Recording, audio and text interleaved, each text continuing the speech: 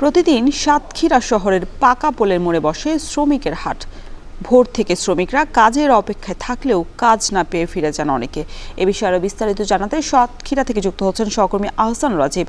রাজীব, এখানকার শ্রমিকদের দৈনিক মজুরি কত টাকা, আর তারা যে দীর্ঘ সময় বসে থাকার পর কাজ না পেয়ে ফিরে যান, এই কাজ স্বল্পতার কারণটা কি জানাবেন?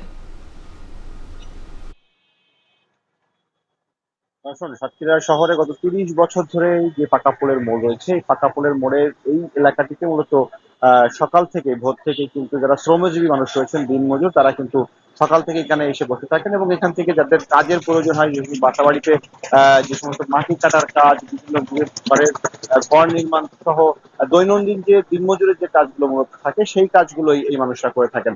এখান থেকে প্রতিদিনই তারা কিন্তু বিভিন্ন জায়গায় যান এবং তাদের দৈনিক যে মজুরি সেটি হচ্ছে এখন 500 টাকা, যেটি আগে 300 টাকা ছিল, পরবর্তীতে 400 টাকা হয় এবং সবশেষে এখন 500 টাকা তারা এই কাজের বিনিময়ে নেন এবং সকাল 8টা থেকে দুপুর 1টা পর্যন্ত তারা কাজ করে থাকেন।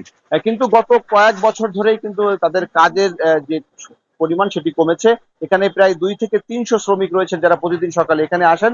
এখান থেকে 1 থেকে 150 শ্রমিকের প্রতিদিন কাজ হলেও বেশিরভাগ শ্রমিক কিন্তু তারা কিন্তু কাজ পান না, তারা কাজ না পেয়ে তারা কিন্তু ফিরে যান। মূলত বিভিন্ন বাড়িঘর নির্মাণ কাজের জন্য এই সমস্ত শ্রমিকদেরকে নেওয়া হয়।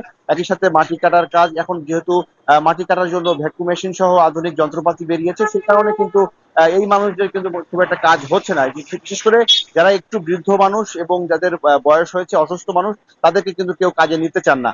মূলত এখানকার এই যে মানুষগুলো আসলে এই কাজের উপরে তারা নির্ভরশীল, তাদের পরিবারের জীবিকা নির্বাহ হয় মূলত এই কাজটি করেই। কিন্তু অনেকে কাজ না পাওয়ায় তারা কিন্তু অনেকে মানবেতর জীবন যাপন করছে। তো সেই মানুষদেরকে অনেকে বিভিন্ন মানুষ সহযোগিতা করে থাকেন, সেই সহযোগিতা নিয়ে কিন্তু তারা টিকে রয়েছেন।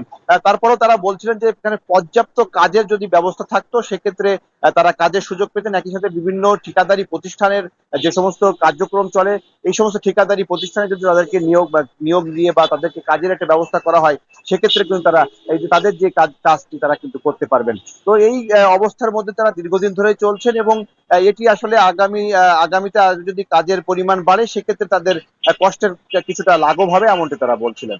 এই ছিল আমার কাছে সাতক্ষীরা শহর থেকে শ্রমিকদের সবশেষ তথ্য। সাতক্ষীরা থেকে যুক্ত ছিলেন সহকর্মী আহসান রাজীব। বরিশাল সিটি